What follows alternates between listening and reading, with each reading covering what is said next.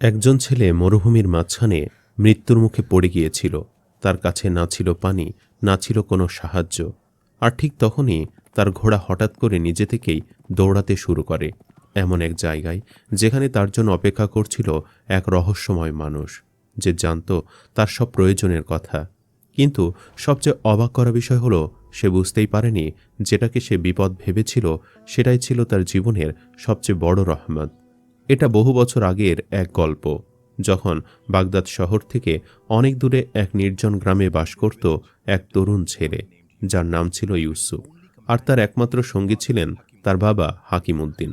ছোট্ট সেই গ্রামে তাদের জীবন ছিল খুবই সাদামাটা, আর জীবিকার একমাত্র ভরসা ছিল তাদের পুরনো ছোট্ট একটি দোকান, যেখানে তারা যব, গম, মধু আর গ্রাম্য প্রয়োজনীয় কিছু জিনিস বিক্রি করত।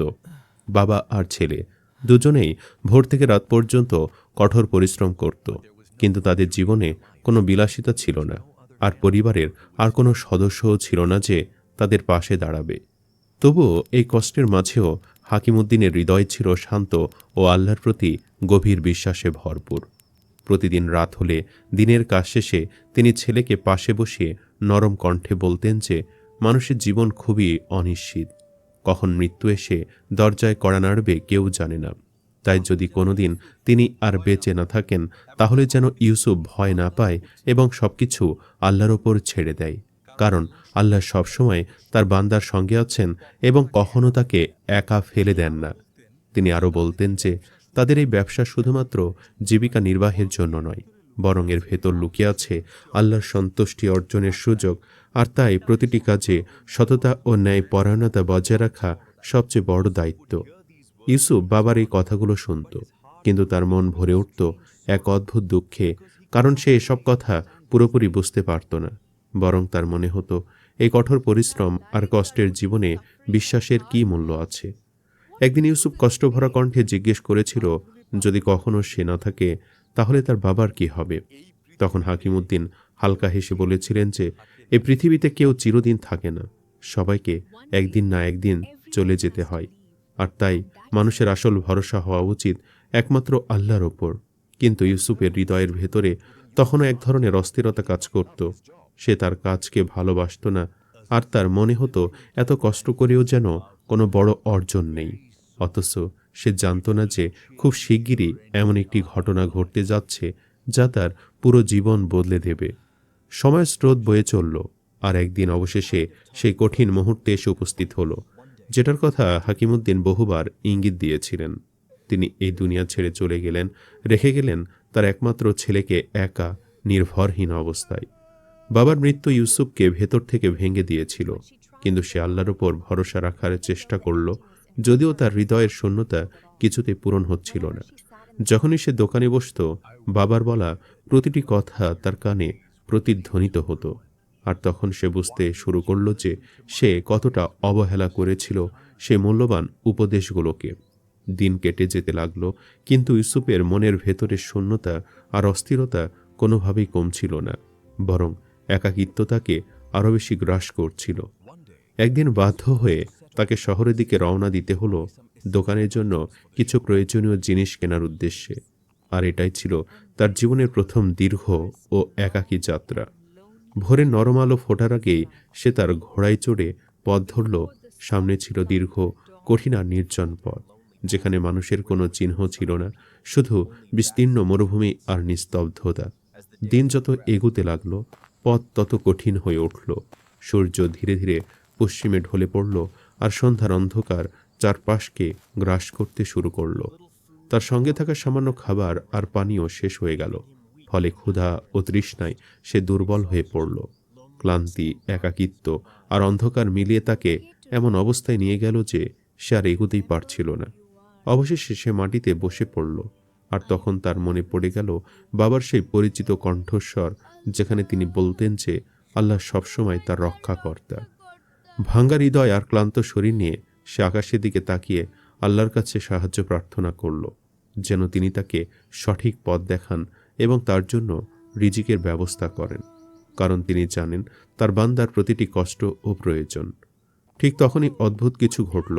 তার ঘোড়াটি হঠাৎ করে নিজে থেকেই সামনে দৌড়াতে শুরু করল। যেন কোনো অদৃশ্য শক্তি তাকে টেনে নিয়ে যাচ্ছে। ইউসুফ প্রথমে ভয়ে হতবাক হয়ে গেল, কারণ এ নির্জন মরুভূমিতে ঘোড়া হারিয়ে গেলে বেঁচে থাকা প্রায় অসম্ভব। তাই সে দ্রুত ঘোড়ার পেছনে দৌড়াতে লাগল। কিছু দূর যাওয়ার পর ঘোড়াটি হঠাৎ থেমে গেল, আর হাঁপাতে হাঁপাতে ইউসুফ সেটিকে ধরে ফেলল। তখন সে দূরে একটি ক্ষীণ আলো দেখতে পেল, যা অন্ধকারের মাঝেও স্পষ্টভাবে জ্বলজ্বল করছিল। তার মনে আশা জাগল যে হয়তো সেখানে আশ্রয় পাওয়া যাবে।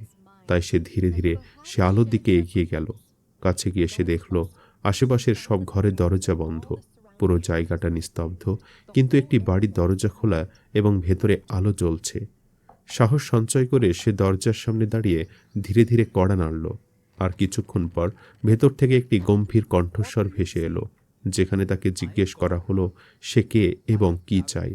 গভীর রাতের নিস্তব্ধতায় দরজার সামনে দাঁড়িয়ে থাকা তরুণটি ধীরে কণ্ঠে বলল যে সে দীর্ঘ পথ পাড়ি দিয়ে এসেছে এবং শুধু এই একটি রাতের জন্য আশ্রয় চায়। কিছুক্ষণ নীরবতার পর দরজাটি ধীরে খুলে গেল, আর ভেতরে সে দেখল এক শারীরিকভাবে অক্ষম মানুষ মাটিতে বসে আছে, যার চেহারা ছিল অদ্ভুত এক প্রশান্তি। তরুণটির নাম ছিল এখন সামির, আর সে বিস্মিত চোখে চারপাশ দেখছিল। ঘরের ভেতর খুব বেশি কিছু ছিল না, কিন্তু পরিবেশে এক ধরনের শান্তি ছিল যা তার ক্লান্ত হৃদয়কে অজান্তে ছুঁয়ে যাচ্ছিল। ঠিক তখনই সে দেখতে পেল ঘরের কোণে একটি খালি পাত্র রাখা আছে। সে ভাবল হয়তো এই মানুষটিও পানির অভাবে কষ্ট পাচ্ছে। তাই সে নিজেই উদ্যোগ নিয়ে বাহিরে গিয়ে পানি আনার সিদ্ধান্ত নিল। অনেক কষ্ট করে সে কিছু পানি নিয়ে ফিরে এলো, কিন্তু দুর্ভাগ্যবশত পাত্রটি তার হাত থেকে পড়ে গেল এবং সব পানি মাটিতে ছড়িয়ে পড়ল। এই ঘটনায় সামিরের ভেতরে জমে থাকা ক্লান্তি ও হতাশা একসঙ্গে বিস্ফোরিত হলো। সে ক্ষুব্ধ কণ্ঠে বলে উঠল যে তার কাছে অল্প যে পানি ছিল সেটাও নষ্ট হয়ে গেল, আর সে বুঝতে পারছে না কিভাবে এই অবস্থায় ধৈর্য ধরবে বা কিভাবে আল্লাহর উপর বিশ্বাস রাখবে। অক্ষম মানুষটি শান্তভাবে তার কথা শুনে শুধু আকাশের দিকে তাকিয়ে ধীরে দোয়া করল, যেন আল্লাহ এই ক্লান্ত ও তৃষ্ণার্ত প্রতীকের জন্য সাহায্যের ব্যবস্থা করেন। কিছু সময় পর হঠাৎ দরজায় কড়া নাড়ার শব্দ শোনা গেল। সামির কিছুটা ভয়ে দরজা খুলল, আর তখন সে দেখল এক বৃদ্ধ ব্যক্তি দাঁড়িয়ে আছেন, যার হাতে খাবার, পানি এবং তার ঘোড়ার জন্য প্রয়োজনীয় জিনিসপত্র রয়েছে। বৃদ্ধ ব্যক্তি বিনা কিছু জিজ্ঞেস করেই সেগুলো সামিরের হাতে তুলে দিলেন। ক্ষুধায় কাতর সামির আর কিছু না ভেবে খাবার খেতে শুরু করলো এবং পানি পান করে তার তৃষ্ণা মেটালো। কিন্তু পেট ভরার পর তার মনে একের পর এক প্রশ্ন জাগতে লাগলো। এই মানুষগুলো কারা, আর কিভাবে তারা তার প্রয়োজনের কথা জানল?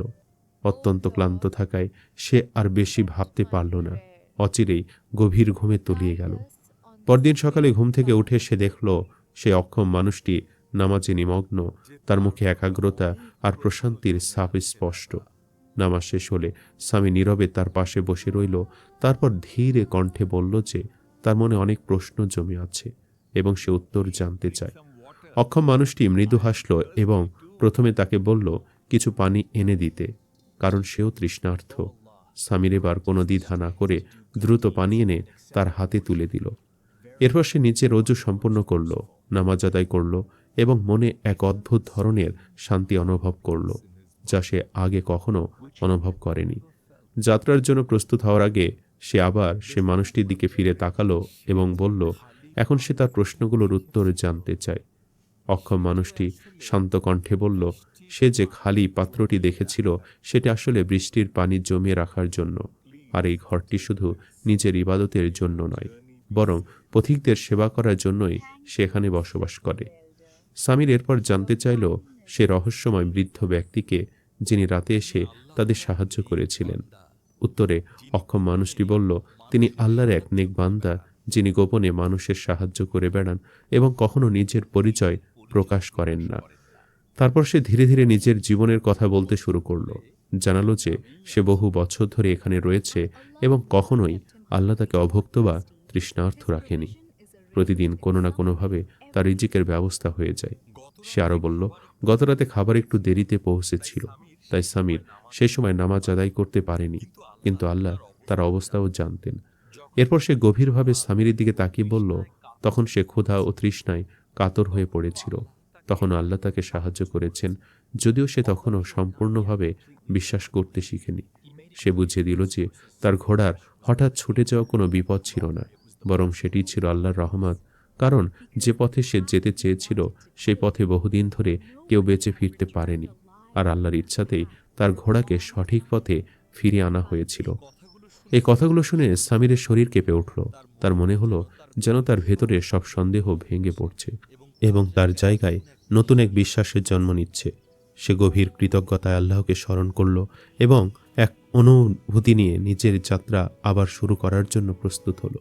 কিন্তু এবার তার হৃদয় আগের মতো শূন্য ছিল না, বরং ভরপুর ছিল বিশ্বাস, উপলব্ধি এবং এক অদ্ভুত শান্তিতে। স্বামী নীরবে আকাশের দিকে তাকিয়ে রইল। তার চোখে অশ্রু জমে উঠেছিল, কিন্তু সেই অশ্রুর ভেতরে ছিল এক অদ্ভুত প্রশান্তি, যেন দীর্ঘদিনের অস্থিরতা শেষে তার হৃদয় অবশেষে শান্তির ঠিকানা খুঁজে পেয়েছে। ধীরে ধীরে সে বলল, এখন সে বুঝতে পেরেছে যে আল্লাহ কখনোই তার বান্দাকে একা ফেলে দেন না। তিনি প্রতিটি পদক্ষেপে আমাদের সঙ্গে থাকেন, শুধু আমাদের সেই উপস্থিতি অনুভব করতে শিখতে হয়। এই উপলব্ধি তার ভেতরকে সম্পূর্ণ বদলে দিল। সে উঠে দাঁড়িয়ে অজু করল, তারপর গভীর মনোযোগ ও কৃতজ্ঞতা নিয়ে 2 রাকাত নামাজ আদায় করল এবং দীর্ঘ সিজদায় মাথা রেখে তার রবের কাছে ক্ষমা প্রার্থনা করল, যেন অতীতের সব অবহেলা ও সন্দেহ মুছে যায়। সিজদা থেকে মাথা তুলে যখন সে দাঁড়ালো, তখন সে আর আগের সেই মানুষটি ছিল না, যার হৃদয় ভরা ছিল দ্বিধা, ক্লান্তি আর প্রশ্নে। বরং তার ভেতরে জন্ম নিয়েছিল এক দৃঢ় বিশ্বাস, এমন এক বিশ্বাস যা যে কোনো ঝড়, যে কোনো বিপদ, এমনকি সবচেয়ে কঠিন পরীক্ষার সামনেও অটল থাকতে পারে। পরদিন ভোরে নতুন এক আলোকে বুকে নিয়ে সে তার জিনিসপত্র গুছিয়ে নিল এবং নিজের গ্রামে ফিরে যাওয়ার জন্য রওনা দিল। কিন্তু এবার তার যাত্রা আগের মতো ছিল না, কারণ সে আর সাধারণ কোনো পথিক ছিল না।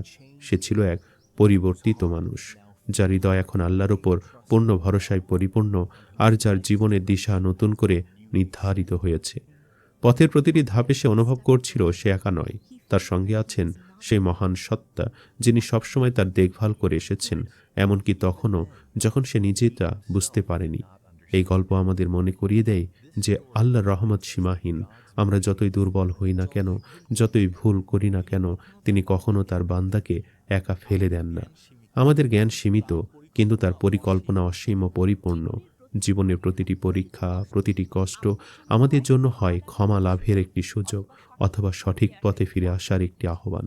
তাই কঠিন সময় এলেই ভেঙে পড়ার বদলে ধৈর্য ধারণ করতে হবে এবং বিশ্বাস ধরে রাখতে হবে, কারণ আল্লাহ সব দেখেন, সব জানেন এবং ঠিক সময়ে তিনি তার বান্দার জন্য সঠিক দরজা খুলে দেন। সামিরের মতো আমাদেরও হয়তো জীবনের কোনো এক পর্যায়ে থেমে গিয়ে বুঝতে হবে আমরা কখনো একা ছিলাম না। আমাদের প্রতিটি পথ চলায়, প্রতিটি অশ্রুতে, প্রতিটি প্রার্থনায় আল্লাহ আমাদের সঙ্গেই ছিলেন।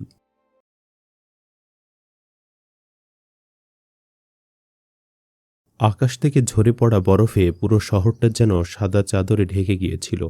কিন্তু সেই তীব্র ঠান্ডার মধ্যেও 10 বছরের ছোট্ট কাশিমের গায়ে ছিল শুধু একটি পুরনো ছেঁড়া কম্বল। কাশিমের এই পৃথিবীতে আপন বলতে কেউ ছিল না। সে একেবারে একা ছিল। সে ছিল একজন এতিম। কাশিম শহরের সবচেয়ে ধনী ও নিষ্ঠুর ব্যবসায়ী হাসিমের ঘোড়ার আস্তাবলে কাজ করত। ঘোড়ার ময়লা পরিষ্কার করত, আর সে আস্তাবলের এক কোণেই পড়ে থাকত। বিনিময়ে সে পেত মাত্র 2টা শুকনো রুটি, তাও তখনই যখন তার মালিক হাসিমের মন ভালো থাকত। একদিন রাতে তার ক্ষুধা এতটাই তীব্র হয়ে উঠেছিল যে সে ঠান্ডায় কাঁপতে কাঁপতে ঘুম থেকে উঠে কচুরি পানার মতো ছড়িয়ে থাকা আবর্জনার স্তূপে খাবারের খোঁজ করতে লাগলো, হয়তো কোনো ধনী মানুষের ফেলে দেওয়া খাবার পাওয়া যাবে এই আশায়। ঠিক তখনই তার চোখে পড়ল একটা চকচকে জিনিস, একটা রূপার মুদ্রা। হয়তো কোনো পথিকের পকেট থেকে এটা পড়ে গেছে। এটা দেখে কাশিমের বুক ধক করে উঠল, কারণ ওই একটা মুদ্রা দিয়েই সে পুরো 1 সপ্তাহ পেট ভরে খেতে পারত। সে ধীরে ধীরে রূপোর মুদ্রাটার দিকে হাত বাড়ালো, কিন্তু ঠিক যখন তার আঙ্গুল সে রূপার মুদ্রায় স্পর্শ পেল, তখনই তার মৃত বাবার শেষ কথাগুলো তার মনে ভেসে উঠল। তার বাবা মৃত্যুর আগে বলেছিল, বাবা কাশিম, ক্ষুধায় মরে যাওয়া মেনে নিও, কিন্তু ধৈর্য কখনো ছেড়ো না, কারণ আল্লাহ ধৈর্যশীলদের এমন কিছু দেন যা তারা কল্পনাও করতে পারে না। এই কথা মনে পড়তেই কাশিম একটা দীর্ঘশ্বাস ফেলল, চোখ বন্ধ করল, আর সেই মুদ্রাটা না নিয়ে সেখানেই ফেলে রেখে আবার তার ছেঁড়া কম্বলের মধ্যে গিয়ে শুয়ে পড়ল। এটাই ছিল তার জীবনের প্রথম বড় পরীক্ষা। পরের দিন তার মালিক হাসিমের বাড়িতে এক অদ্ভুত দরবেশ এলো, যার চোখ এত উজ্জ্বল ছিল যে কেউ তার দিকে তাকিয়ে থাকতে পারত না। সে এক এক করে সবার কাছে গিয়ে একটা প্রশ্ন করছিল, তোমাদের মধ্যে কে আছে যে আমাকে তার সবচেয়ে মূল্যবান জিনিসটা দিতে পারবে? তখন হাসিম হেসে বলল, তোমার সোনা লাগবে নাকি রূপা লাগবে? আমার কাছে সব আছে, কিন্তু আমি বিনা দামে কিছু দেই না। এ কথা শুনে তখন দরবেশ হালকা হেসে কিছু না বলেই চলে গেল। এরপর সেই দরবেশও হাঁটতে হাঁটতে ঘোড়া রাস্তা বলের কাছে এসে দাঁড়ালো, যেখানে কাশিম এক আহত ঘোড়ার পায়ে কাপড় বেঁধে দিচ্ছিল। তখন কাশিমকে দেখে সেই দরবেশ আবার সে একই প্রশ্ন করল, বাবা, তোমার কাছে কি এমন কিছু আছে যা তুমি আমাকে দিতে পারো? কাশিম লজ্জা পেয়ে মাথা নিচু করে বলল, বাবা, আমার কাছে তো আপনাকে দেওয়ার মতো কিছুই নেই, শুধু আমার জীবনটা ছাড়া। তবে যদি আপনার ক্ষুধা লাগে তাহলে এই আজকের এক টুকরো রুটি আছে, আপনি এটা খেয়ে নিন। এই বলে সে তার সারাদিনের কষ্টের বিনিময়ে পাওয়া একমাত্র রুটিটা দরবেশের হাতে তুলে দিল। দরবেশ সেই রুটি নিয়ে তাকে চুমু দিল এবং কাশিমের মাথায় হাত রেখে তাকে একটা পুরনো মরিচা ধরা চাবি দিল। কাশিম অবাক হয়ে জিজ্ঞেস করল, এটা কি? দরবেশের কণ্ঠে অদ্ভুত এক গভীরতা ছিল। সে বলল, এটা তোমার ধৈর্যের বীজ। এটাকে যত্ন করে রাখো। যখন তোমার পরীক্ষা চরম পর্যায়ে পৌঁছাবে তখন এই চাবি তোমাকে সেই দরজার কাছে নিয়ে যাবে যেখানে তোমার ভাগ্য লেখা আছে। কিন্তু মনে রেখো, এই চাবিটা কখনো বিক্রি করবে না, নিজের জীবন গেলেও না। এই কথা বলে দরবেশ চলে গেল। আর কাশিম সে চাবির দিকে তাকিয়ে রইল। সে জানত না এই চাবি তার জীবনে সুখ না এনে ঝড় নিয়ে আসবে। সে রাতেই কাশিমের মালিক হাসিমের বাড়িতে চুরি হলো। তার সবচেয়ে দামি হীরা হারিয়ে গেল, যেটা রাজাকে উপহার দেওয়ার কথা ছিল। এবার পুরো বাড়ি তল্লাশি করা হলো। আর যখন সৈন্যরা আস্তা বলে এলো তখন কাশিমের পকেট থেকে সেই মরিচা ধরা চাবি পাওয়া গেল। এটা দেখে হাসিম চিৎকার করে বলল, এই কি, তুই হীরা চুরি করেছিস? এই চাবি কোথা থেকে পেলি? কাশিম কাঁদতে কাঁদতে বলল, মালিক, আমি চোর না, এটা আমাকে এক দরবেশ দিয়েছে। কিন্তু কেউ তার কথা বিশ্বাস করল না। তাকে মারধর করা হলো এবং শহরের সবচেয়ে ভয়ঙ্কর জেলে পাঠিয়ে দেওয়া হলো। জেলের অন্ধকার কক্ষে তার দেখা হলো এক বৃদ্ধ বন্দীর সাথে, যার লম্বা দাড়ি আর ভারী শিকল তার পায়ে বাঁধা ছিল। সে কাশিমের হাতে থাকা সে চাবিটা দেখে অবাক হয়ে বলল, এ চাবি তুই কোথায় পেলি? জানিস এটা কি? কাশিম কাঁদতে কাঁদতে বলল, এটাই আমার দুঃখের কারণ। তখন বৃদ্ধ ধীরে বলল, না, এটা সাধারণ চাবি না, এটা সেই হারানো রাজ্যের গুপ্ত ধন ভাণ্ডারের চাবি। কিন্তু সেখানে পৌঁছাতে হলে তোকে মৃত্যুর পথ পার হতে হবে। ঠিক তখনই জেলের দরজা খুলে গেল। সৈন্যরা এসে বলল, চলো, রাজা তোমাকে ডেকেছেন। কাশিম অবাক হয়ে ভাবতে লাগল, একজন এতিম ছেলেকে রাজা কেন ডাকবে? জেলের সে অন্ধকার কক্ষ থেকে কাশিমকে যখন সৈন্যরা নিয়ে রওনা হলো তখন তার মনে শুধু একটাই প্রশ্ন ঘুরছিল, একজন এতিম, একজন চোর হিসেবে চিহ্নিত ছেলে, তাকে রাজা কেন ডাকছেন? তার পা দুটো কাঁপছিল, বুক ধকধক করছিল, কিন্তু সে জানত না তার জীবনের সবচেয়ে বড় সত্যটা এখন তার সামনে খুলে যাবে, আর এই যাত্রায় তার ভাগ্য পুরো বদলে দেবে। রাজপ্রাসাদে ঢুকতেই কাশিম দেখল চারপাশের ঝলমলে আলো, সোনার ঝাড়বাতি, বিশাল কারুকাজ করা দেয়াল আর পাহারাদারদের কঠোর দৃষ্টি। এসব দেখে কাশিম আরও বেশি ভয় পেয়ে গেল। তাকে সোজা রাজ সিংহাসনের সামনে নিয়ে যাওয়া হলো, যেখানে রাজা বসেছিলেন আর তার পাশে বসেছিলেন সে বৃদ্ধ বন্দী যাকে কাশিম জেলে দেখেছিল। রাজা ধীরে ধীরে বললেন, এ ছেলেটাই কি সেই চাবির মালিক? বৃদ্ধ মাথা নেড়ে বললেন, হ্যাঁ মহারাজ, এই সেই ছেলে যার হাতে কোটি টাকার সম্পদ থাকার পরও সে লোভে পড়ে নিজের হৃদয় বিক্রি করেনি। এসব শুনে কাশিম হতভম্ব হয়ে গেল। সে কিছুই বুঝতে পারছিল না, তার হাত পা ঠান্ডা হয়ে আসছিল। রাজা এবার উঠে দাঁড়িয়ে বললেন, তুমি যে চাবিটা পেয়েছ সেটা কোনো সাধারণ চাবি না, এটা আমাদের পূর্বপুরুষদের হারানো ধনভাণ্ডারের দরজার চাবি, যেখানে এমন সম্পদ আছে যা পুরো রাজ্যকে 100 বছর চালাতে পারে।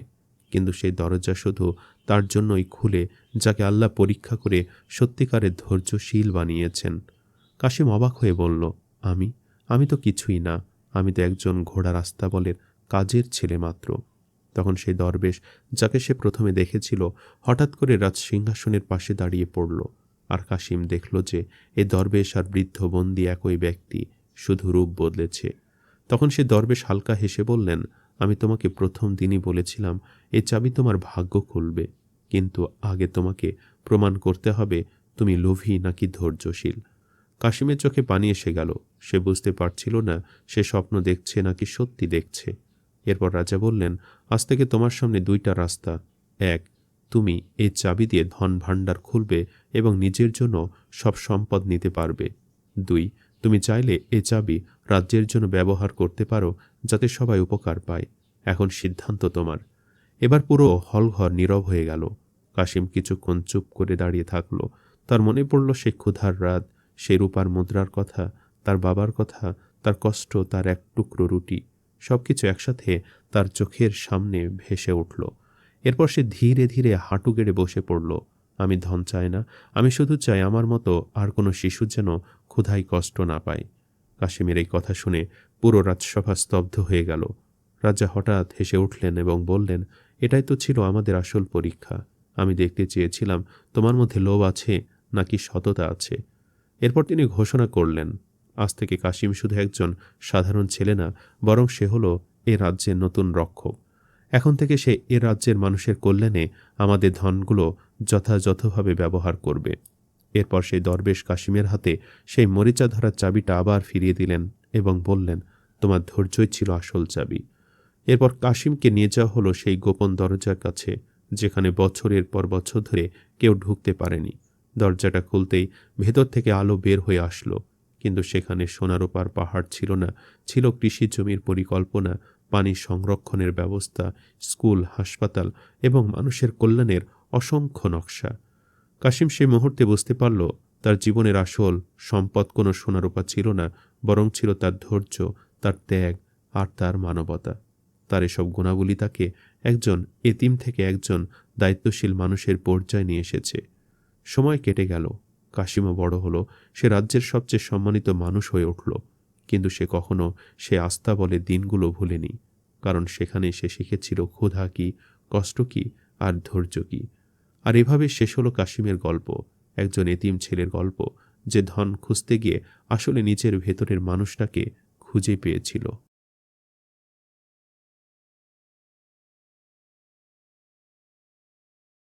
আকাশ থেকে ঝরে পড়া বরফ পুরো শহরটাকে সাদা চাদরে ঢেকে দিয়েছিল, কিন্তু সেই শীতল সৌন্দর্যের ভেতর 10 বছরের এক অনাথ ছেলে আরিফের জীবনে কোনো উষ্ণতা ছিল না। কারণ তার শরীর ঢাকার জন্য ছিল শুধু একটি ছেঁড়া পুরনো কম্বল, আর মাথা গোজার ঠাঁই বলতে ছিল শহরের সবচেয়ে নির্মম ব্যবসায়ী মুন্সি কাদেরের ঘোড়াশালার এক কোণ, যেখানে সে দিনভর ঘোড়াগুলোর পরিচর্যা করত আর রাত হলে খড়ের ওপর গুটি সুটি মেরে পড়ে থাকত। তার পরিশ্রমের বিনিময়ে সে পেত মাত্র 2 টুকরো শুকনো রুটি, তাও কেবল তখনই যখন মনিবের মেজাজ সহনীয় থাকত, আর অধিকাংশ দিনেই ক্ষুধা তার পেটের ভেতর আগুনের মতো জ্বলে উঠত। সে রাতে ক্ষুধা তাকে ঘুমোতে দেয়নি। হাড় কাঁপানো ঠান্ডা উপেক্ষা করে সে আস্তাবল থেকে বেরিয়ে এলো এবং শহরের পেছনের আবর্জনার স্তূপে খাবারের কোনো অবশিষ্ট অংশের খোঁজে হাতড়াতে লাগলো, এই আশায় যে হয়তো কোনো ধনী মানুষের ফেলে দেওয়া সামান্য কিছু তার ভাগ্যে জুটবে।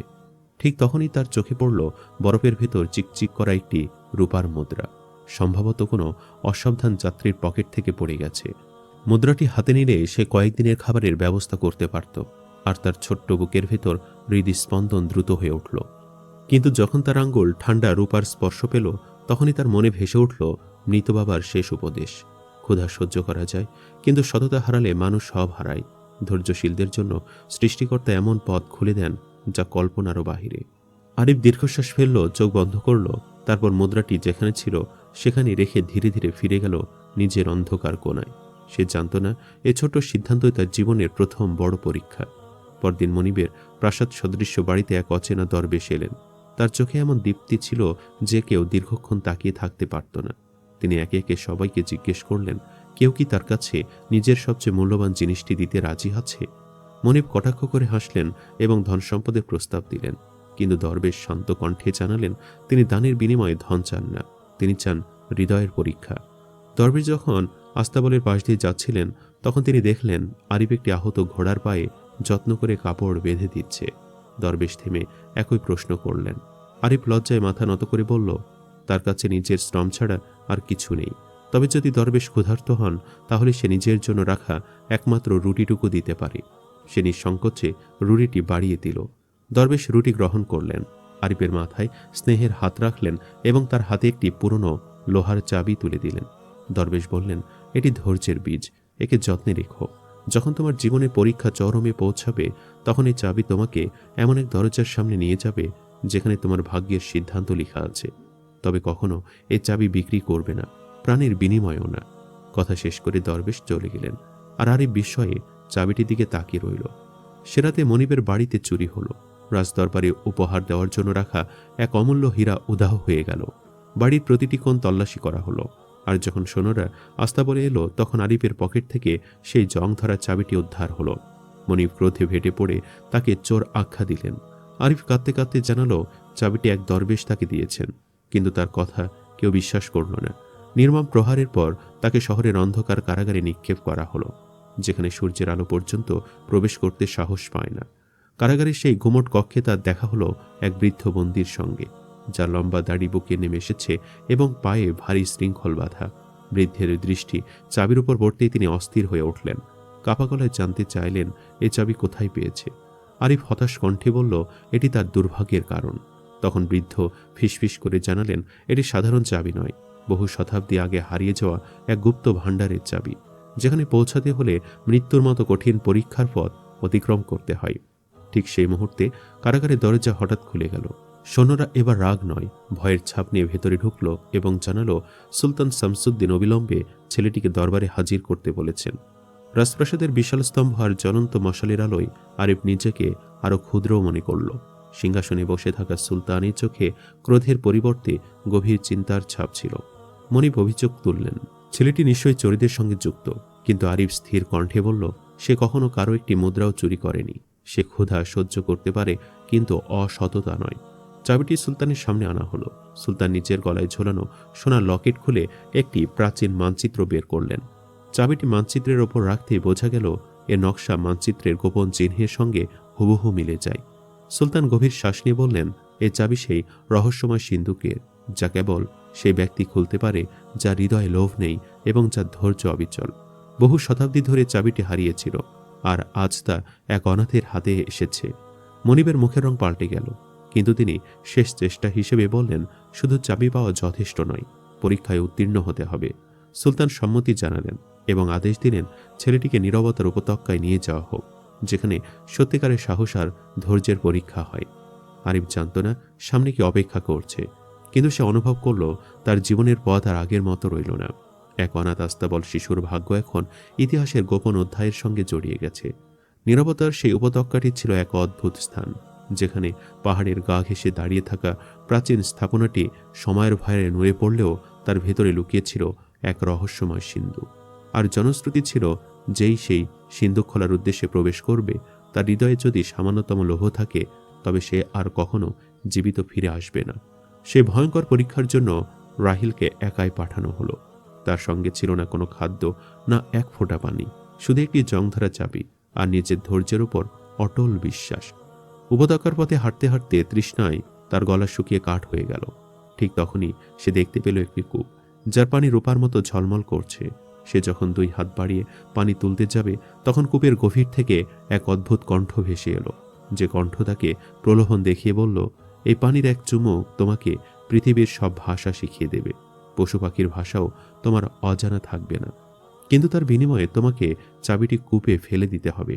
তৃষ্ণায় তার শরীর কাঁপছিল, ঠোঁট ফেটে রক্ত বেরোতে চাইছিল। তবু সে চোখ বন্ধ করে বাবার শিক্ষা স্মরণ করল এবং দৃঢ় কণ্ঠে জানালো, যে শক্তি তাকে এত দূর এনেছে, সে শক্তি তার তৃষ্ণা নিবারণ করবে। সে কোনো লোভের বিনিময়ে আমানত ছেড়ে দেবে না। কথা শেষ হতেই কূপটি মিলিয়ে গেল, আর তার জায়গায় উদ্ভাসিত হলো স্বচ্ছ ঠান্ডা পানির একটি ঝর্ণা, যার জন্য তাকে কোনো মূল্য দিতে হলো না। আরও কিছু দূর এগুতে এসে দেখল এক বৃদ্ধা পাথরের নিচে চাপা পড়ে কাঁদছেন। বৃদ্ধা তাকে অনুরোধ করলেন উদ্ধার করতে এবং প্রতিশ্রুতি দিলেন বিপুল স্বর্ণের। রাহিল একবারও সোনার দিকে তাকালো না। সে নিঃশব্দে ভারী পাথর সরাতে লাগলো। তার হাত কেটে রক্ত বেরোলো, নখ ভেঙে গেল, শরীর ক্লান্তিতে ভেঙে পড়তে চাইছিল, কিন্তু সে থামেনি। দীর্ঘ প্রচেষ্টার পর যখন বৃদ্ধাকে মুক্ত করল, তখন সে বৃদ্ধা রূপ বদলে আলোকোজ্জ্বল এক সত্তায় পরিণত হলেন এবং জানালেন তার পরীক্ষা প্রায় সম্পূর্ণ। পাহাড়ের পেছনে যে দুর্গ, সেখানে প্রবেশের পর তাকে নিজের ভয়ের মুখোমুখি হতে হবে, কারণ সিন্ধুকের আসল রক্ষক কোনো মানুষ নয়, মানুষের অন্তরের ভয়। দুর্গে পৌঁছে রাহিল অন্ধকারের ভেতর পা রাখতেই পেছনে পদশব্দ শুনতে পেল। ফিরে তাকিয়ে দেখল কারাগারে সেই বৃদ্ধ বন্দী তলোয়ার হাতে দাঁড়িয়ে আছে। চোখ দুটো রক্তের মতো লাল। তিনি হুমকি দিলেন, চাবি তুলে না দিলে প্রাণ যাবে। রাহেলের কাছে কোনো অস্ত্র ছিল না, তবু সে ভীত কণ্ঠে নয়, শান্ত বিশ্বাসের চাবিটি বুকে চেপে ধরে বলল, যদি মৃত্যুই তার নিয়তি হয় তবে সে তা মেনে নেবে, কিন্তু আমানতের সঙ্গে বিশ্বাসঘাতকতা করবে না। ঠিক সেই মুহূর্তে তলোয়ার ঝলসে উঠল, আর হঠাৎ চারিদিক আলোয় ভরে গেল। রাহিল চোখ খুলে দেখল সামনে কোনো শত্রু নেই, বরং বিশাল সোনালী সিন্দুক খোলা অবস্থায় রয়েছে। তার ভেতর থেকে বেরিয়ে আছে রাজকীয় মুকুট, আর পাশে একটি প্রাচীন চিঠি। কাফা হাতে সে চিঠিটি তুলল। তাতে লেখা, এই মুকুট সেই অনাথ রাজপুত্রের জন্য যার পিতাকে বিশ্বাসঘাতকতা করে হত্যা করা হয়েছিল। চিঠির শব্দগুলো তার হৃদয়ে বজ্রাঘাতের মতো আঘাত করল। সেখানে লেখা ছিল, যদি তুমি এই পত্র পড়ো তবে জেনে রেখো তুমি ধৈর্য ও সততার পরীক্ষায় উত্তীর্ণ হয়েছ। যেখানে তোমার পিতার হত্যাকারী ব্যর্থ হয়েছিল, আমি শাহ আরমান এই সাম্রাজ্যের প্রকৃত উত্তরাধিকারী। আমারই প্রধান উপদেষ্টা বিশ্বাসঘাতকতা করে আমাকে সিংহাসনচ্যুত করেছে, আর আমার বিশ্বস্ত খাদেম তোমাকে বাঁচিয়ে দূরগ্রামে লুকিয়ে রেখেছিল।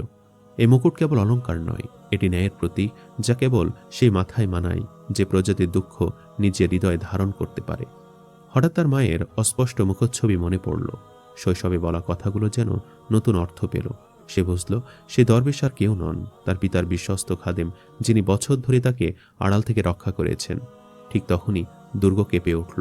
যে বৃদ্ধ তলোয়ার হাতে দাঁড়িয়েছিল তিনি আবার আবির্ভূত হলেন, এবার আর ভয়ঙ্কর রূপে নয়, বরং সম্মান ভরে মাথা নত করে জানালেন, সময় খুব কম। বিশ্বাসঘাতক শাসক জাফর খান খবর পেয়েছে যে সত্য প্রকাশের দ্বার প্রান্তে, আর সে তার সৈন্যবাহিনী নিয়ে উপত্যকার দিকে রওনা হয়েছে। রাহিল মুকুট কাপড়ে মুড়ে চিঠিটি বুকের কাছে চেপে ধরল এবং গোপন পথ ধরে বেরিয়ে এলো। উপত্যকার মুখে পৌঁছাতে সে দেখল ধুলোর ঘূর্ণি তুলে অশ্বারোহী বাহিনী এগিয়ে আসছে। সামনে দাঁড়িয়ে আছে জাফর খান, যার চোখে জ্বলছে সেই পুরনো লোভের আগুন, যা একসময় একটি সমৃদ্ধ রাজ্যকে ধ্বংস করেছিল। সে ব্যঙ্গ ভরে ডাকল, মুকুট হস্তান্তর করলে বিপুল ধন সম্পদ দেবে, নইলে তার পরিণতি হবে পিতার মতোই। রাহিলের ভিতর রক্ত উত্তাল হয়ে উঠল, কিন্তু সে স্থির কণ্ঠে বলল, ধন দিয়ে পেট ভরা যায়, আত্মার অন্ধকার দূর হয় না। তুমি আমার পিতাকে হত্যা করেছ, কিন্তু তার পুত্রের ধৈর্য ভাঙতে পারবে না। জাফর খান ক্ষুব্ধ হয়ে সৈন্যদের আক্রমণের নির্দেশ দিল। অসংখ্য তলোয়ার ঝলসে উঠল, আর রাহিল ছিল একা ও নিরস্ত্র। ঠিক তখনই উপত্যকার মাটি কেঁপে উঠল, পাহাড় থেকে পাথর গড়িয়ে পড়তে লাগল। ঝড়ের দমকায় ঘোড়াগুলো ছত্রভঙ্গ হয়ে গেল। রাহিল অনুভব করল যেন অদৃশ্য কোনো শক্তি তাকে রক্ষা করছে। তার গলায় ঝুলতে থাকা চাবিটি হঠাৎ দীপ্ত আলো ছড়িয়ে দিল। সেই আলোয় শত্রুরা চোখ মেলে রাখতে পারল না। সুযোগ বুঝে সে এক অশ্বের লাগাম ধরে দ্রুত নগরের দিকে ছুটল। তার লক্ষ্য একটাই, রাজদরবারে পৌঁছে সত্য প্রকাশ করা। কারণ বর্তমান সুলতান সম্ভবত এই বিশ্বাসঘাতকতার গভীর ষড়যন্ত্র সম্পর্কে অজ্ঞ, আর ন্যায় বিচারের শেষ আশ্রয় এখনও রাজ সিংহাসনের অন্তরে লুকিয়ে আছে। কিন্তু নগরে ফেরার পর মোটেও সহজ ছিল না। সামনে অপেক্ষা করছিল আরও কঠিন পরীক্ষা, যেখানে শুধু সাহস নয়, বুদ্ধি আর মানুষের প্রতি আস্থা প্রমাণ করতে হবে তাকে। বিশ্বাসঘাতক জাফর খান শহরের সব ফটক বন্ধ করে দিল এবং ঘোষণা ছড়িয়ে দিল যে এক বিদ্রোহী কিশোর রাজপ্রাসাদের ধন লুট করে পালিয়েছে। তাকে যেই দেখবে সঙ্গে সঙ্গে হত্যা করতে হবে। এই মিথ্যা প্রচারণা শহরের বাতাস ভারী হয়ে উঠল। আহত, ক্ষুধার্ত এবং তৃষ্ণায় ক্লান্ত রাহিল যখন নগরের প্রাচীরের কাছে পৌঁছালো, তখন তার শরীর প্রায় ভেঙে পড়ার উপক্রম। তবু তার হাত শক্ত করে চেপেছিল কাপড়ে মোড়া সেই মুকুট আর পিতার চিঠি। ফটকের কাছে সে দেখল তার পুরনো মনিব মুন্সি কাদের সৈন্যদের সঙ্গে দাঁড়িয়ে তাকে খুঁজছে। রাহিল দ্রুত নিজের চেহারা বদলে ফেলল। মাটির ধুলো মুখে মেখে ছেঁড়া কাপড় জড়িয়ে ভিখারির মতো ভঙ্গিতে ভিড়ের ভেতর মিশে গেল। ধীরে ধীরে সে নগরের প্রধান মসজিদের দিকে এগুতে লাগলো, কারণ জানত সুলতান আজ সেখানে উপস্থিত থাকবেন। কিন্তু দুর্ভাগ্যবশত জাফর খান নিজেই সেখানে দাঁড়িয়ে প্রতিটি আগন্তককে তল্লাশি করছিল। রাহিলের বুক ধকধক করতে লাগলো। যদি এখন ধরা পড়ে তবে শুধু তার প্রাণী যাবে না, তার পিতার শেষ বার্তা এবং ন্যায়ের প্রতীক সেই মুকুট চিরতরে বিশ্বাসঘাতকের হাতে চলে যাবে। ঠিক তখনই সে দেখতে পেল এক জানাজা শহরের বাহিরে যাচ্ছে। মুহূর্তের মধ্যে তার মনে ঝুঁকিপূর্ণ এক পরিকল্পনা এলো। সে জানাজা বহনকারীদের কাছে গিয়ে অনুনয় করল, নিজের পরিচয় গোপন রেখে বোঝালো যে তার জীবন রক্ষার সঙ্গে এক নিরপরাধ মানুষের ভবিষ্যৎ জড়িয়ে আছে। আল্লাহর নামে তারা তাকে সাহায্য করতে রাজি হলো। রাহেল নিজে কফিনের ভেতর শুয়ে পড়ল, শরীরের উপর কাফন টেনে নিল। জানাজা যখন জাফর খানের সামনে পৌঁছালো, সে সন্দেহ ভরে থামতে বলল এবং কফিন খুলতে নির্দেশ দিল। কাফনের নিচে শুয়ে রাহিল নিঃশ্বাস আটকে রাখল। তলোয়ারের অগ্রভাগ কাপড় ছুঁতে তার মনে হলো সব শেষ। ঠিক সেই মুহূর্তে আকাশ থেকে এক বিশাল বাজ পাখি ঝাঁপিয়ে পড়ে জাফর খানের হাতে আঘাত করল। তলোয়ার ছিটকে পড়ল। সৈন্যরা হকচকিয়ে গেল, আর সুযোগ বুঝে জানাজা বাহিরা দ্রুত এগিয়ে গেল সরু গলির দিকে। ভিড়ের আলারে রাহিল কফিন থেকে বেরিয়ে প্রাসাদের পেছনের প্রবেশপথের দিকে ছুটল। তার শরীর রক্তাক্ত, পোশাক ছেঁড়া, কিন্তু তার চোখ ছিল অদম্য সংকল্প। সে জানত সত্য প্রকাশ করতে না পারলে অন্ধকার আরও ঘনীভূত হবে। দরবারে সে ঢুকতেই উপস্থিত সবাই বিস্ময়ে তাকিয়ে রইল। সুলতান নাসিরুদ্দিন সিংহাসন থেকে উঠে জিজ্ঞেস করলেন, তুমি কি সেই যুবক যাকে নীরবতার উপত্যকায় পাঠানো হয়েছিল? তোমার এই অবস্থা কেন? রাহিল কথা শুরু করার আগেই জাফর খান সৈন্য নিয়ে দরবারে প্রবেশ করল এবং উচ্চস্বরে অভিযোগ তুলল যে এ ছেলেটি জাদুবিদ্যার সাহায্যে শাহী ধন লুট করেছে এবং এখন সুলতানের প্রাণনাশের ষড়যন্ত্র করছে। সৈন্যরা এগিয়ে এলে রাহিল বজ্র কণ্ঠে বলল, থামুন, আমি শাহরমানের পুত্র এবং এ সাম্রাজ্যের প্রকৃত উত্তরাধিকারী। মুহূর্তে দরবারে গভীর নীরবতা নেমে এলো। জাফর খান তাচ্ছিল্যের হাসি হেসে প্রমাণ দাবি করল। রাহিল কাপড়ের পটলি খুলে শাহী মুকুট উন্মোচন করল। সোনালী আলো দরবারের দেয়ালে প্রতিফলিত হয়ে সবার চোখ ধাঁধিয়ে দিল। এরপর সে পিতার সিলমোহরযুক্ত চিঠি কাজীর হাতে দিল। কাজী মনোযোগ দিয়ে পড়ে কাপা গলায় ঘোষণা করলেন, এটি সত্যি শাহ আরমানের লেখা এবং মুকুটটি হারানো শাহী মুকুট। তবু জাফর খান শেষ চেষ্টা হিসেবে বলল, যদি সে সত্যিই উত্তরাধিকারী হয় তবে তার আঙ্গুলে বসবে সেই ঐতিহ্যবাহী আংটি যা কেবল প্রকৃত রক্তের দাবিদারের সঙ্গে মানায়। বহু বছর ধরে কাচের বাক্সে রক্ষিত সেই আংটি আনা হলো। অতীতে বহু প্রভাবশালী ব্যক্তি তা পরার চেষ্টা করে ব্যর্থ হয়েছে। জাফর খান নিজেও একবার চেষ্টা করে আঙুল রক্তাক্ত করেছিল। রাহিল শান্তভাবে প্রার্থনা করল, তারপর আংটিটি আঙ্গুলে পরার জন্য এগিয়ে দিল। আংটি তার স্পর্শ পেতে নরম হয়ে গেল এবং নিখুঁতভাবে তার আঙ্গুলে বসে গেল। সেই মুহূর্তে প্রাসাদের দেয়ালে ঝোলানো শাহ আরমানের প্রতিকৃতি থেকে সূর্যের মতো এক আলো বিচ্ছুরিত হয়ে রাহিলের মুখে পড়ল। সুলতান নাসিরুদ্দিন সিংহাসন থেকে নেমে এসে মাথা নত করলেন এবং স্বীকার করলেন যে তারা ভয়ঙ্কর ভুল করেছেন। যাকে বন্ধু ভেবেছিলেন সে ছিল বংশধ্বংসের কারিগর। জাফর খান পালাতে চাইল, কিন্তু সৈন্যরা তাকে আটক করল এবং সেই অন্ধকার কারাকক্ষে নিক্ষেপ করল যেখানে একদিন রাহিল বন্দী ছিল। মুন্সি কাদের ভয় কাঁপতে লাগলো, কিন্তু রাহিল তাকে ক্ষমা করে বলল, তোমার কঠোরতা আমাকে ধৈর্য শিখিয়েছে, আর আজ সেই ধৈর্যই আমার শক্তি। অবশেষে তাকে রাজকীয় পোশাকে সজ্জিত করা হলো। যে কিশোর একসময় আস্থা বলে ঘুমাতো, সে আজ ন্যায়ের প্রতীক হয়ে সিংহাসনে বসল। কিন্তু তার প্রথম আদেশ ছিল সেই দরবেশকে খুঁজে বের করা যিনি তাকে চাবি দিয়েছিলেন। বহু অনুসন্ধানেও তাকে পাওয়া গেল না। কেবল এক রাতে স্বপ্নে তিনি এসে বললেন, এই সিংহাসন পুরস্কার নয়, এটি দায়িত্ব, আর তোমাকে এখানে এনেছে যে ধৈর্য, সেটি তোমাকে মানুষের হৃদয়ে অমর রাখবে। রাহিল তার শাসনকালে ন্যায়বিচার প্রতিষ্ঠা করল, দরিদ্রদের পাশে দাঁড়ালো এবং প্রমাণ করল কঠিন সময় মানুষকে ভাঙার জন্য আসে না, তাকে শুদ্ধ ও শক্তিশালী করে তোলার জন্য আসে। যে মানুষ সততা আঁকড়ে ধরে এবং ধৈর্য হারায় না, তার জন্য সৃষ্টির অদৃশ্য শক্তিগুলো একসময় সহায় হয়ে দাঁড়ায়, আর মাটিতে পড়ে থাকা সেই মানুষটি একদিন সূর্যের আলোয় মাথা উঁচু করে দাঁড়ায়।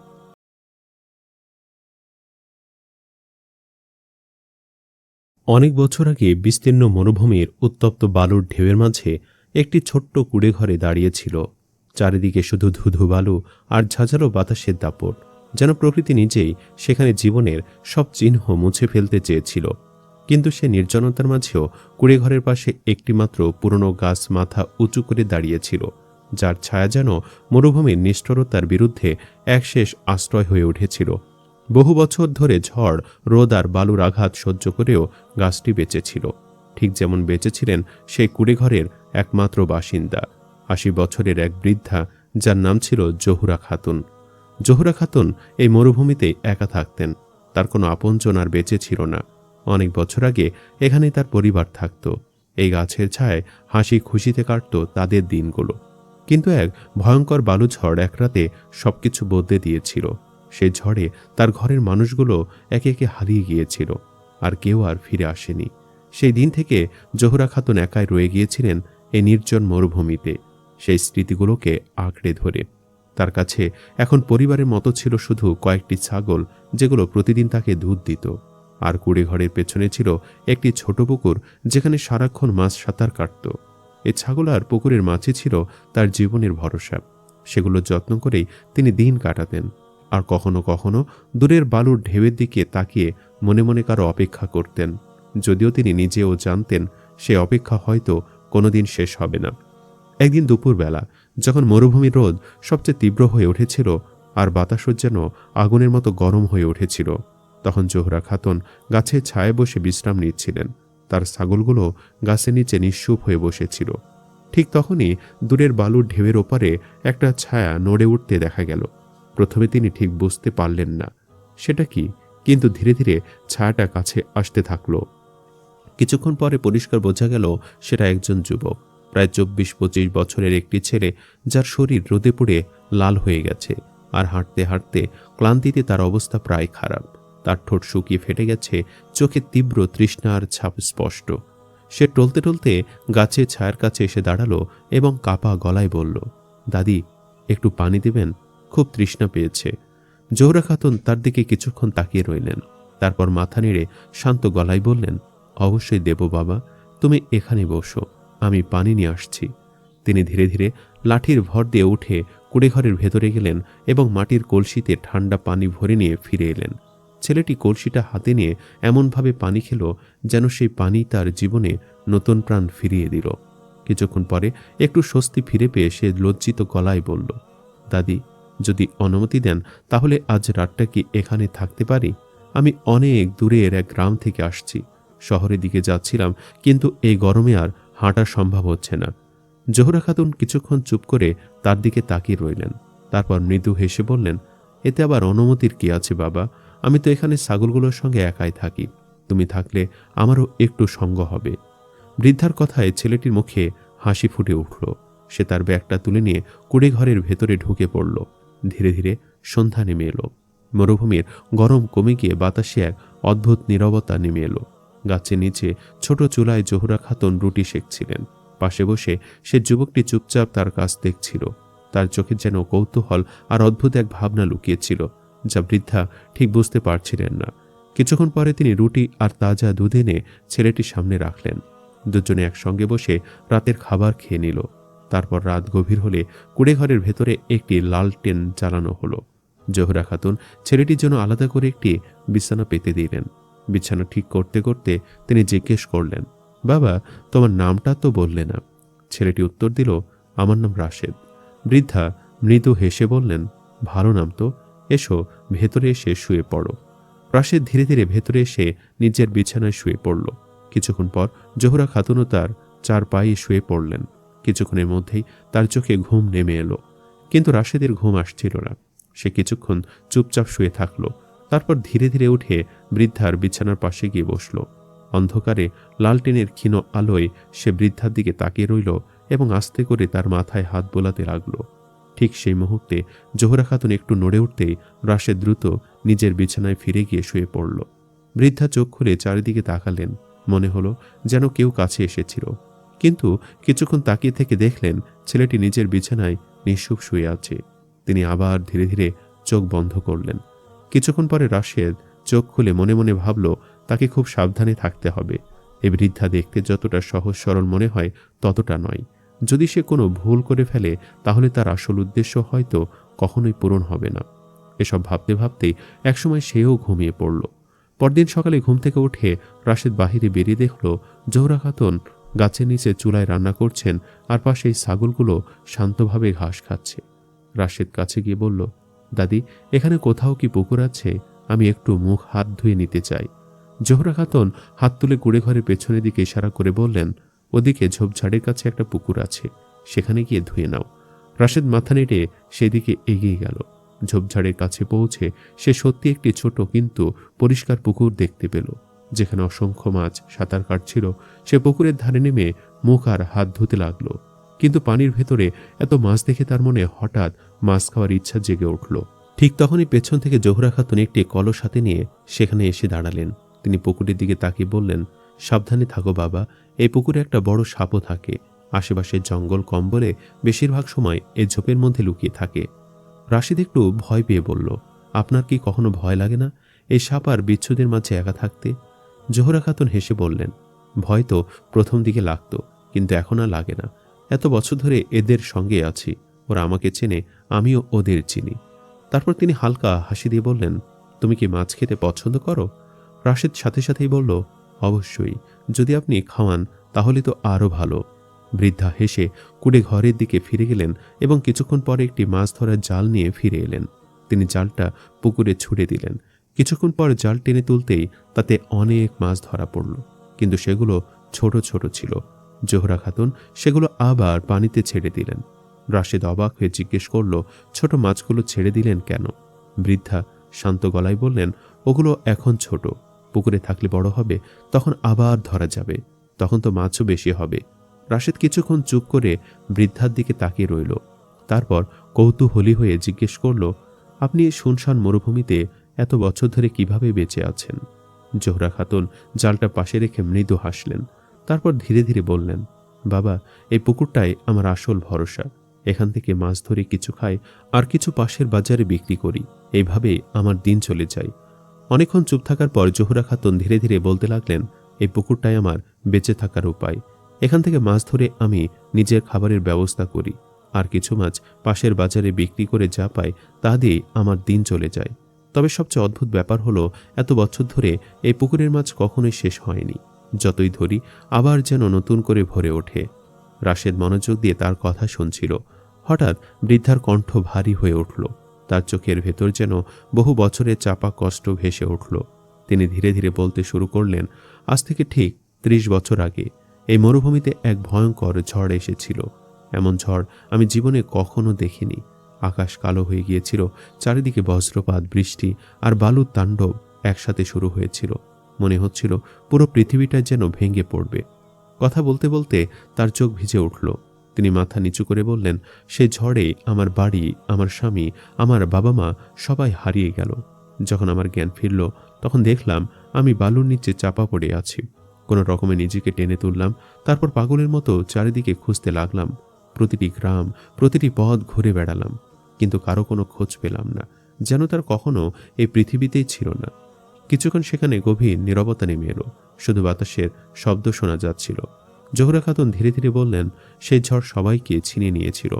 এত বড় ঝড় ছিল যে মানুষজনকে কোথায় উড়িয়ে গিয়েছিল কেউ জানে না। রাশে দেখল বৃদ্ধার চোখ বেয়ে অশ্রু গড়িয়ে পড়ছে। সে শান্ত গলায় বলল, আপনি দুঃখ করবেন না দাদি, সব ঠিক হয়ে যাবে। ঠিক তখনই তার চোখ জালের দিকে পড়ল। সে হঠাৎ উচ্ছ্বসিত হয়ে বলল, দেখুন তো, আপনার জালে কত বড় একটা মাছ ধরা পড়েছে। জোহরা খাতুন জালের দিকে তাকিয়ে মৃদু হেসে উঠলেন। তিনি মাছটা তুলে নিয়ে কুড়েঘরের সামনে চুলায় রান্না করতে লাগলেন। কিছুক্ষণের মধ্যেই মাছ রান্না হয়ে গেল। তিনি সেই মাছ রাশেদের সামনে রেখে বললেন, নাও বাবা, গরম গরম খেয়ে নাও। দুজনে বসে খাবার খেতে লাগলো। খাওয়া শেষ হলে রাশেদ গাছের নিচে সে আরাম করে বসে রইল। তখন জোহরা খাতুন লাঠি হাতে উঠে দাঁড়ালেন এবং বললেন, তুমি একটু বিশ্রাম করো, আমি ছাগলগুলোর জন্য খড় আনতে জঙ্গলের দিকে যাচ্ছি। এই বলে তিনি ধীরে ধীরে দূরের ঝোপঝাড়ের দিকে হাঁটতে লাগলেন। রাশেদ গাছের নিচে বসে তার ফেরার অপেক্ষা করতে লাগলো। কিন্তু সময় যেতে লাগলো। সূর্য ধীরে ধীরে পশ্চিম আকাশে ঢলে পড়ল, তবুও বৃদ্ধা ফিরলেন না। চারিদিকে সন্ধ্যার ছায়া নেমে এলো। অবশেষে রাশেদ উঠে দাঁড়ালো। মনে মনে বলল, মনে হয় আমাকে নিজেই গিয়ে দেখে আসতে হবে। সে জঙ্গলের দিকে হাঁটতে শুরু করলো। মরুভূমির মাঝখানে এমন সবুজ জঙ্গল দেখে সে বিস্মিত হয়ে গেল। চারিদিকে গাছপালা, নরম মাটি আর শীতল বাতাস, যেন মরুভূমির বুকে লুকিয়ে থাকা অন্য এক পৃথিবী। সে ধীরে ধীরে জঙ্গলের ভেতরে এগুতে লাগলো। ঠিক তখনই তার চোখ পড়ল পুকুরের ধারে বসে থাকা এক অপরূপ সুন্দর তরুণীর দিকে। মেয়েটি মাথা নিচু করে কাঁদছিল। রাশেদ চুপচাপ একটি গাছের আড়ালে লুকিয়ে দাঁড়িয়ে তাকে দেখতে লাগলো। কিছুক্ষণ পরে মেয়েটি ধীরে ধীরে উঠে দাঁড়ালো এবং পুকুরের দিকে এগিয়ে গেল। তারপর সে পানিতে নামলো এবং একসময় পুরো শরীর নিয়ে ডুব দিল। পরের মুহূর্তেই এমন কিছু ঘটল যা দেখে রাশেদের চোখ বিস্ময়ে বড় হয়ে গেল। সে আতঙ্কে দ্রুত সেখান থেকে সরে এসে কুড়েঘরের দিকে ফিরে গেল। গাছের নিচে বসে নিচে ফিসফিস করে বলল, মনে হচ্ছে আমার কাজ প্রায় শেষ হয়ে এসেছে। যে উদ্দেশ্যে আমি এত দূর এসেছি সেটি এবার পূরণ হতে চলেছে। তার ঠোঁটে তখন এক অদ্ভুত রহস্যময় হাসি ফুটে উঠল। ঠিক সেই সময় পেছন থেকে পায়ের শব্দ শোনা গেল। রাশেদ ফিরে তাকিয়ে দেখল জোহরা খাতুন লাঠি হাতে ফিরে আসছেন। তার কাঁধে ছাগলগুলোর জন্য শুকনো ঘাসের বোঝা। তিনি ছাগলগুলোর সামনে খাবার রেখে বললেন, তুমি এখনো যাওনি তো? আজই চলে যাওয়ার কথা ছিল। রাশেদ শান্ত গলায় বলল, আজ রাতটা যদি থাকতে দেন, কাল সকালে চলে যাব। বৃদ্ধা একটু অবাক হয়ে জিজ্ঞেস করলেন, তুমি এতক্ষণ কোথায় ছিলে? রাশেদ হালকা হাসি দিয়ে বলল, কিছু না, আমি একটু ঘুরছিলাম। তারপর সে বলল, আমার খুব ক্ষুধা পেয়েছে, কিছু খাবার ব্যবস্থা করা যাবে? জোহরা খাতুন দ্রুত চুলা জ্বালিয়ে রান্না করতে লাগলেন। কিছুক্ষণ পরে খাবার তৈরি হলো। দুজনে আবার একসাথে বসে খেয়ে নিল। রাত গভীর হলে তারা ঘুমাতে গেল। কিন্তু সেই রাতে রাশেদের চোখে এক ফোঁটাও ঘুম এলো না। সে বারবার বৃদ্ধার দিকে তাকাচ্ছিল। জোহরা খাতুন তখন গভীর ঘুমে। রাশেদ ধীরে ধীরে উঠে তার কাছে গেল এবং নিচু হয়ে তার মুখের দিকে তাকালো। তারপর খুব আস্তে করে বলল, আজকে রাতের পর তুমি চিরদিনের জন্য আমার হয়ে যাবে। সে আলতো করে বৃদ্ধার গালে হাত বুলিয়ে দিল এবং ফিসফিস করে বলল, তুমি শুধু আমার। ঠিক তখনই জোহরা খাতুনের চোখ খুলে গেল। তিনি রেগে উঠে বললেন, এই সময় তুমি এখানে কি করছো? রাশেদ দ্রুত সোজা হয়ে দাঁড়ালো এবং হেসে বলল, কিছু না দাদি, ঘুম আসছিল না। বৃদ্ধা বিরক্ত হয়ে বললেন, যাও গিয়ে নিজের জায়গায় শুয়ে পড়ো। রাশেদ চুপচাপ নিজের বিছানায় ফিরে গেল। পরদিন সকালে সূর্য উঠতেই মরুভূমির বালি সোনালি আলোয় ঝলমল করতে লাগলো। রাশেদ বাহিরে বেরিয়ে দেখল জোহরা খাতুন আগের মতোই চুলার পাশে বসে রুটি বানাচ্ছেন আর ছাগলগুলো পাশে ঘাস খাচ্ছে। রাশেদ চুপচাপ বসে তাকে দেখতে লাগলো। তার চোখে তখন অদ্ভুত এক দৃষ্টি, যেন কোনো মানুষ বহুদিন পরে তার হারানো কাউকে ফিরে পেয়েছে। কিন্তু সে দৃষ্টির আড়ালে আবার এক রহস্য লুকিয়েছিল। তার মনে তখনও শুধু একটাই চিন্তা ঘুরপাক খাচ্ছিল, আজ তার আসল উদ্দেশ্য পূরণ হবে। কিছুক্ষণ পরে জোহরা খাতুন রুটি বানিয়ে তার সামনে রাখলেন এবং বললেন, নাও, খেয়ে নাও, তারপর নিচের পথে চলে যেও। রাশেদ চুপচাপ খেতে লাগলো, কিন্তু তার চোখ তখনও বৃদ্ধার ওপরই স্থির ছিল। বৃদ্ধা সেটা টের পেয়ে বিরক্ত হয়ে বললেন, কি হয়েছে, এভাবে তাকিয়ে আছো কেন? রাশেদ শুধু মৃদু হেসে উঠল, কিন্তু কোনো উত্তর দিল না। খাওয়া শেষ করে জোহরা খাতুন আবার লাঠি হাতে নিলেন এবং বললেন, আমি ছাগলগুলোর জন্য আবার চারা আনতে জঙ্গলে যাচ্ছি। তুমি খেয়ে এখান থেকে চলে যেও। তিনি জঙ্গলের দিকে হাঁটতে শুরু করলেন। কিন্তু কিছু দূর যেতে রাশেদ ধীরে ধীরে তার পিছু নিল। সে ঝোপঝাড়ের আড়ালে লুকিয়ে লুকিয়ে এগুতে লাগলো। যখনই মনে হচ্ছিল জোহরা খাতুন পেছনে তাকাতে পারেন, তখনই সে কোনো গাছের আড়ালে লুকিয়ে পড়ছিল। কিছুক্ষণ পরে তারা সে রহস্যময় জায়গায় পৌঁছালো যেখানে আগের দিন রাশেদ এসেছিল। জোহরা খাতুন ধীরে ধীরে পুকুরের ধারে গিয়ে বসলেন। রাশেদ দূরে দাঁড়িয়ে সবকিছু দেখছিল। কিছুক্ষণ তিনি নিশ্চুপ হয়ে বসে থাকলেন। তারপর ধীরে ধীরে পানিতে নামলেন। আর ঠিক সে মুহূর্তে যখন তিনি পানিতে ডুব দিলেন, রাশেদের চোখ বিস্ময়ে বড় হয়ে গেল। কিছুক্ষণ পরে পানির ভেতর থেকে উঠে এলো এক অপূর্ব সুন্দর তরুণী। সেখানে আর কোনো বৃদ্ধা ছিল না। মেয়েটি পুকুরের ধারে বসে পড়ল এবং হঠাৎ করে কান্নায় ভেঙে পড়ল। কাঁপা গলায় সে নিজেকে বলছিল, সে আসবে না, সে কখনো আসবে না আমাকে এই অভিশাপ থেকে মুক্ত করতে। আমি 30 বছর ধরে তার অপেক্ষা করছি, কিন্তু সে আর ফিরে এলো না। তার চোখ থেকে নিরবধি অশ্রু ঝরছিল। হয়তো এটাই আমার ভাগ্য। সে বলল, এই অভিশাপ নিয়েই আমার পুরো জীবন কেটে যাবে। সূর্য তখন ধীরে ধীরে ডুবে যাচ্ছিল। মেয়েটি উঠে দাঁড়ালো এবং আবার পুকুরে ডুব দিতে এগিয়ে গেল। ঠিক সেই মুহূর্তে হঠাৎ পেছন থেকে কেউ তার হাত ধরে ফেলল। সে চমকে ফিরে তাকালো। তার সামনে দাঁড়িয়ে ছিল রাশেদ। পরের মুহূর্তে রাশেদ তাকে নিয়ে পানিতে ডুব দিল। যখন দুজন আবার পানির ওপর ভেসে উঠল, তখন মেয়েটি বিস্ময়ে স্তব্ধ হয়ে গেল। এবার সে আর বৃদ্ধা হয়ে যায়নি, সে এখনো সেই তরুণী রয়ে গেছে। তার চোখ ভরে উঠল। কাঁপা গলায় সে বলল, আমিন, তুমি কি সত্যি আমিন? রাশেদ ধীরে ধীরে মাথা নাড়ল। তার চোখ থেকে অশ্রু ঝরছিল। মেয়েটি দৌড়ে এসে তাকে জড়িয়ে ধরল এবং কাঁদতে কাঁদতে বলল, তুমি আসতে এত বছর কেন নিলে? আমি 30 বছর ধরে তোমার অপেক্ষা করছি। রাশেদ তার মাথায় হাত রেখে ধীরে ধীরে বলল, আমি তোমাকে খুঁজতে অনেক চেষ্টা করেছি, কিন্তু সেই ভয়ঙ্কর ঝড় আমাদের দুজনকে আলাদা করে দিয়েছিল। রাশেদ শান্ত গলায় বলল, সেই ভয়ঙ্কর ঝড়ের পরে কেউই জানতো না তোমার কি হয়েছে। সবাই ভেবেছিল তুমি হয়তো আর বেঁচে নেই। মেয়েটি চোখের পানি মুছে ধীরে ধীরে জিজ্ঞেস করল, কিন্তু তুমি আমাকে চিনলে কিভাবে? রাশেদ মৃদু হাসল। তারপর গভীরভাবে তার চোখের দিকে তাকিয়ে বলল, তোমার চোখের জন্যেই। ছোটবেলায় তোমার যে মিষ্টি চোখ আমি দেখেছিলাম, সেই একই চোখ আমি ওই বৃদ্ধা নারীর মধ্যেও দেখেছিলাম। তখনই আমার মনে সন্দেহ হয়েছিল যে তুমি ছাড়া আর কেউ হতে পারে না। সেই চোখ আমি ভুলতে পারিনি। মেয়েটি কিছুক্ষণ চুপ করে রইল। তারপর ধীরে ধীরে তার জীবনে দীর্ঘ কষ্টের গল্প বলতে শুরু করল। আমরা যখন খুব ছোট ছিলাম তখনই আমাদের বিয়ে হয়ে গিয়েছিল। সে বলল, আমাদের জীবনে খুব সুখের ছিল। আমরা দুজনে ভবিষ্যতের অনেক স্বপ্ন দেখতাম। কিন্তু ঠিক তখনই সেই ভয়ঙ্কর ঝড় এলো আর এক মুহূর্তে সবকিছু ভেঙে গেল। তার কণ্ঠ কেঁপে উঠল। সেই ঝড়ে আমি বালুর নিচে চাপা পড়ে গিয়েছিলাম। অনেক কষ্টে প্রাণে বেঁচে গিয়েছিলাম। কিন্তু যখন নিজেকে বের করে চারিদিকে তাকালাম, তখন দেখলাম আমার পরিবার, আমার মানুষজন কেউ নেই, যেন তারা সবাই হাওয়ায় মিলিয়ে গেছে। সে একটু থেমে আবার বলতে শুরু করল, কয়েক বছর পরে একদিন আমি এই জঙ্গলে ছাগলদের জন্য চারা আনতে এসেছিলাম। তখনই জঙ্গলের গভীরে আমি এক অদ্ভুত দৃশ্য দেখলাম। এক বয়স্ক নারী মাটির ওপর কিছু অদ্ভুত জিনিস সাজিয়ে বসেছিল আর মনে হচ্ছিল সে কোনো কালো জাদুর আচার করছে। আমি ভয়ে গিয়েও তাকে জিজ্ঞেস করেছিলাম, তুমি এখানে কি করছো? কিন্তু সে কোনো উত্তর দেয়নি। তখন রাগ আর ভয়ে আমি মাটির একটা পাথর তুলে তার দিকে ছুঁড়ে মারলাম। পাথরটা গিয়ে তার সামনে জ্বলতে থাকা প্রদীপটাকে ভেঙে দিল। তার পুরো কাজটাই নষ্ট হয়ে গেল। মেয়েটির চোখে তখন আবার আতঙ্কের ছাপ ফুটে উঠল। সে নারী ভীষণ রেগে গিয়েছিল। সে চিৎকার করে বলল, বোকা মেয়ে, তুমি জানো কি করেছ? বছরের পর বছর ধরে আমি যে সাধনা করেছি, তুমি এক মুহূর্তে সব নষ্ট করে দিলে। যদি আমার আচারটা সম্পূর্ণ হতো, তাহলে আমি চিরদিনের জন্য তরুণী হয়ে থাকতে পারতাম। সে গভীর নিঃশ্বাস নিল। তারপর সে আমাকে অভিশাপ দিল। বলল, এখন থেকে তুমিও আমার মতোই বুড়ি হয়ে যাবে। তোমার যৌবন তোমার কাছ থেকে কেড়ে নেওয়া হবে। মেয়েটি চোখের পানি মুছল। আমি যখন ভয়ে কেঁদে ফেলেছিলাম, তাকে সবকিছু বললাম। কিভাবে আমি বছরের পর বছর ধরে আমার স্বামীর অপেক্ষা করছি। বললাম, যদি আমি চিরদিনের জন্য বুড়ি হয়ে যাই, তাহলে আমার স্বামী যদি কোনোদিন ফিরে আসে, সে আমাকে চিনতেই পারবে না। কিছুক্ষণ নীরব থাকার পর সে আবার বলল, আমার কথা শুনে তার মনে হয়তো একটু দয়া জেগেছিল। সে বলল, আমি তোমার অভিশাপ পুরোপুরি ফিরে নিতে পারবো না, কিন্তু একটু বদলে দিতে পারি। তারপর সে বলল, দুপুর থেকে সন্ধ্যা পর্যন্ত তুমি তোমার আসল রূপে তরুণ রূপে থাকবে, কিন্তু সন্ধ্যা থেকে পরের দিনে দুপুর পর্যন্ত তুমি একজন বৃদ্ধা হয়ে থাকবে। রাশেদ গভীর মনোযোগ দিয়ে সব শুনছিল। মেয়েটি আবার বলল, আমি যখন কাঁদতে কাঁদতে তাকে ক্ষমা চাইছিলাম, তখন সে শেষ কথা হিসাবে বলেছিল, যদি কোনোদিন তোমার স্বামী তোমাকে চিনে ফেলে এবং তোমার সঙ্গে এই পুকুরে ডুব দেয়, তখনই তোমার এই অভিশাপ ভেঙে যাবে। তার চোখ আবার ভিজে উঠল। সেই দিন থেকে আমি প্রতিদিন এই পুকুরে ডুব দেই। প্রতিদিন ভাবি, হয়তো কোনোদিন তুমি আমাকে খুঁজতে খুঁজতে এখানে এসে পৌঁছাবে। 30 বছর ধরে আমি সেই আশাতেই বেঁচে আছি। তার কণ্ঠে তখন কষ্ট আর আনন্দ দুটোই মিশেছিল। সে মৃদু হাসল এবং বলল, কিন্তু আজ তুমি সত্যিই এসে গেছো। রাশেদ ধীরে ধীরে তার হাত ধরল। তার চোখে তখন দৃঢ়তা আর ভালোবাসা স্পষ্ট ছিল।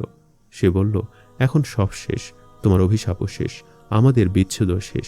এত বছর পরে আমরা আবার একসাথে দাঁড়িয়ে আছি। মেয়েটির চোখে আনন্দের অশ্রু ঝরে পড়ছিল। রাশেদ হাসল এবং বলল, এবার আমরা নতুন করে জীবন শুরু করব। এত বছর যে স্বপ্নগুলো অপূর্ণ রয়ে গেছে, এবার সেগুলো পূরণ করব। আবার নতুন করে বিয়ে করব। এবার এমনভাবে উদযাপন করব যেন এই মরুভূমিও আমাদের আনন্দে ভরে ওঠে।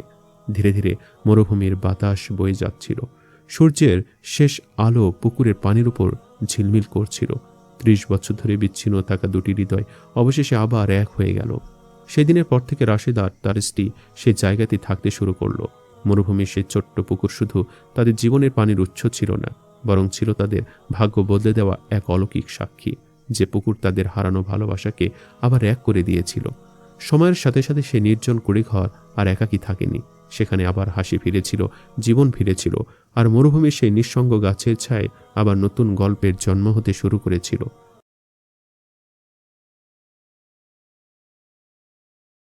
একজন প্রাচীন ফকির একবার বলেছিলেন, যদি তুমি মানুষের লালসা এবং নৈতিকতা যাচাই করতে চাও, তাহলে তার হাতে ধন সম্পদ তুলে দাও। কখনো কখনো এমন কিছু মানুষ থাকে যারা নিজেদের লালসা ও স্বার্থপরতাকে এমনভাবে লুকায় যে অন্যরা তা বুঝতেই পারে না।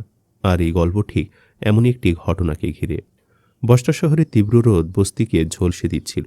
শহরের প্রবেশপথে কাফেলার যাত্রার জন্য প্রস্তুতি চলছিল। কাফেলার সামনেই মানুষের চিৎকার আর উটের হাহাকার এক হয়ে শোনাচ্ছিল। বালির ঝড় হাওয়ার সঙ্গে মিশে সূর্যের তীব্র গরমকে আরও অসহ্যকর করে তুলছিল। পুরো রাস্তা জুড়ে অসংখ্য কাফেলা। সবাই জানত সন্ধ্যা হতে না হতেই যাত্রা শুরু হবে। আর এই অপেক্ষার মধ্যে ভয় আর আশা দুটো অনুভূতি একসাথে কাফেলার যাত্রীদের মনে ঘুরপাক খাচ্ছিল। এই ভিড়ের মধ্যে একজন কিশোর দাঁড়িয়েছিল, যার নাম হায়দার। সে মাত্র 20 বছর বয়সী এবং জন্ম থেকে সে অনাথ। মা বাবার স্নেহময় ছায়া তার জীবনে কখনো ছিল না। তার হাতে প্রচুর ধন সম্পদ না থাকলেও তার কাছে এমন এক জিনিস ছিল যা স্বর্ণ বা রূপার থেকেও মূল্যবান। এটি ছিল তার সত্যতা এবং নিষ্ঠা। পুরো এলাকা জানত যে হায়দার একজন খাঁটি এবং বিশ্বাসযোগ্য মানুষ। কিন্তু হায়দার একা নয়, তার সঙ্গে ছিল এমন একজন সঙ্গী যে ছায়ার মতো তার সঙ্গে সারাক্ষণ থাকে। এটি ছিল একটি কুকুর, নাম তার সাম্বা। সাম্বার চামড়ার রং ঠিক অনেকটা শুকনো বালির মতো এবং সে ছিল পাতলা কোমল রেশমের মতো লোমযুক্ত। হায়দার ও সাম্বার বন্ধুত্বের গল্পটাও ছিল বেশ প্রসিদ্ধ। 2 বছর আগে হায়দার সাম্বাকে এক কঠিন অবস্থায় পেয়েছিল।